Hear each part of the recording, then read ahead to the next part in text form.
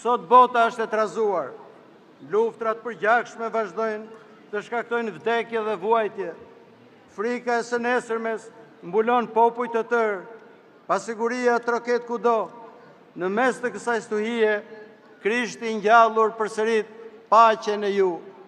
Ky nuk është thjesht një uri mirësjellje shoqërore, po është një realitet ontologjik. Vdekja u mund, dhe nëse u mund vdekja, atëherë çfarë mund të trazojë më? Paqja e Krishtit nuk është mungesa e problemeve, është prania e Perëndis brenda problemeve. Mbi kryqin e Golgothas, Krishti u përball me të gjitha pasionet e njerëzimit. Lakmia e parave tradhtoi nëpërmjet Judës, smira e dorëzoi te Pilati, pushteti i trembur dhe i korruptuar e dënoi, krenaria e talli, urrëtia e gozhdoi në kryq. Të gjitha pasionet shpërthyen mbi të me tërbim, sikur bota të donte ta vriste vetë Perëndin. E megjithatë, në kryq, pikërisht atje ku lëgësia mendoi se triumfoi, Krishti nuk kërkoi hakmarrje, ai thirrri: "O atë fali ata, sepse nuk din ç'bëjnë."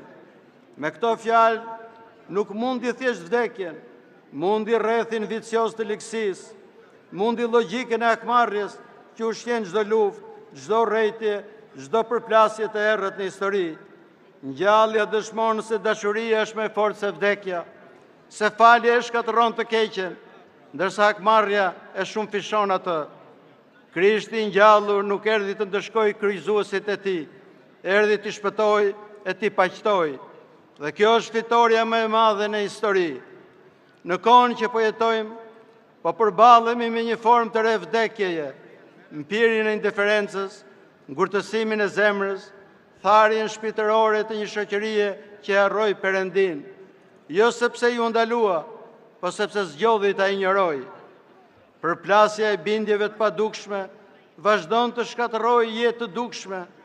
Çfarë i vlen njeriu të fitojë gjithë botën, na thot Krishti, nëse u mbet shpirtin e tij? Këto fjalë janë më aktuale se kurrë. Jetojmë në një epokë ku njeriu ndjek pa pushim të mirat materiale, sigurinë, statusin shoqëror, dhe megjithatë ndjehet më i zbrazur, më i vetmuar, i paplotësuar, më i shqetësuar se kurrë.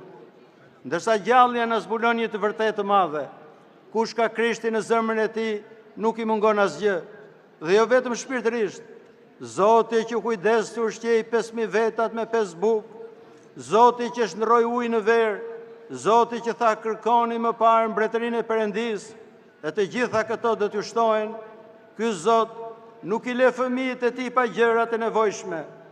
Ai kujdeset edhe për trupin, edhe për shpirtin. Jep edhe bukë, edhe paqe. Plotësia nuk gjendet në grumbullimin e pasurive, por në lidhjen me Krijuesin. Vetëm tek ai ne mund të gjejmë paqe, sepse vetëm ai është paqja jonë.